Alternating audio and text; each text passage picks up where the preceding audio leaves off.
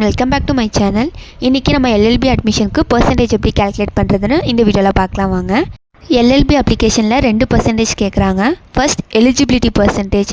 நீங்கள் ஜென்ரல் இல்லை ஓபிசி கேட்டகரியில் வர ஸ்டூடெண்ட்ஸ்னால் மினிமம் 45%, இல்லை எஸ்சி எஸ்டி கேட்டகரியில் வர ஸ்டூடெண்ட்ஸ்னால் மினிமம் 40% வச்சுருக்கணும். இந்த எலிஜிபிலிட்டி பர்சன்டேஜ் கால்குலேட் பண்ண உங்கள் 6 செமஸ்டர் மார்க் ஷீட்டில் இருக்க எல்லா சப்ஜெக்ட்ஸ் மார்க்கும் சேர்த்து கால்குலேட் பண்ணணும். உங்கள் 6 செமஸ்டர் மார்க் ஷீட் எடுத்துக்கோங்க, எல்லா சப்ஜெக்ட்ஸ் மார்க்கையும் ஆட் பண்ணுங்கள். இப்போ டோட்டலான மார்க் வந்து நீங்கள் எடுத்தது 2500, டோட்டலாக எழுதுனது வந்து 3225க்குன்னு வச்சுக்கோங்க. இதை டிவைட் பண்ணி இன்ட்டு 100 பண்ணிங்கன்னா எலிஜிபிலிட்டி பர்சன்டேஜ் உங்களுக்கு கிடைக்கும். Next rank percentage. உங்களுக்கு சீட் இதை பேஸ் பண்ணி தான் தருவாங்க. இதை கால்குலேட் பண்ண பார்ட் 3 சப்ஜெக்ட்ஸ், அதாவது கோர் அண்ட் அலைட் பேப்பர் மட்டும் எடுத்துக்கணும். கோர் அண்ட் அலைடில் நீங்கள் எடுத்திருக்க மார்க்ஸு டோட்டலாக எவ்வளோ மார்க்ஸுக்கு எழுதுனீங்க டிவைட் பண்ணி இன்ட்டு 100 பண்ணிங்கன்னா உங்களுக்கு அதே மாதிரி ரேங்கிங் பர்சன்டேஜ் கிடைக்கும். உங்களுக்கு அந்த மார்க்ஸ் என்டர் பண்ணுற காலமில் ஃபஸ்ட்டு ஓவரால் மார்க்ஸ் பர்சன்டேஜ் கேட்டிருப்பாங்க. நெக்ஸ்ட்டு தான் வந்து அலைட் அண்ட் மேஜர் சப்ஜெக்ட்ஸ் கேட்டிருப்பாங்க. அதுதான் வந்து ரேங்கிங் பர்சன்டேஜ்.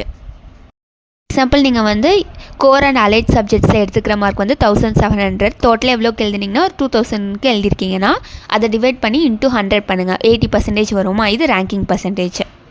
உங்களுக்கு என்னோடய ஃபர்ஸ்ட் செமஸ்டர் மார்க் ஷீட்டில் பார்ட் 1, பார்ட் 2, பார்ட் 3, 4 தனித்தனியாக கொடுத்துருப்பாங்க. அதை காமிக்கிறேன், அதில் செக் பண்ணி பாருங்கள்.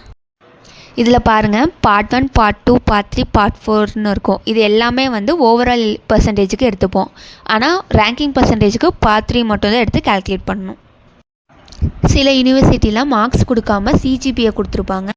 அப்போது எல்எல்பி அப்ளிகேஷனில் பர்சன்டேஜ் எப்படி ஃபில் பண்ணுறதுன்னு நிறைய ஸ்டூடெண்ட்ஸ்க்கு டவுட் இருக்கும். அது எப்படின்னு பார்க்கலாம்.